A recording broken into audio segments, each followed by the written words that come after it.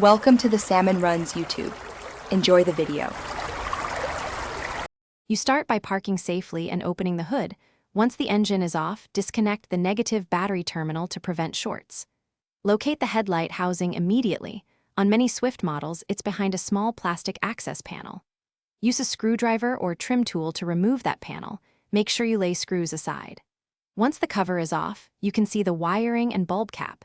Get your replacement bulb out of the box and keep gloves ready to avoid oil on the glass. Now you'll remove the old bulb. Press the harness release and pull the connector straight back. Do not yank the wires. Next, turn the bulb cap or unclip the metal retainer. Some models use a spring clip that unhooks with gentle pressure. Pull the bulb straight out, keeping fingers off the glass. Oils shorten life. Compare the new bulb to the old one to confirm type and wattage, then insert the new bulb in the same orientation, seating it fully so tabs align with slots. Once the new bulb is seated, reconnect the wiring harness and secure the retainer or cap so it seals against moisture. Reconnect the negative battery terminal, close the hood, then turn on the headlights to test. They should light instantly and match the beam pattern on both sides.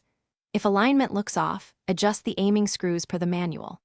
If a bulb flickers or won't light, make sure the connector is fully seated and the fuse is intact.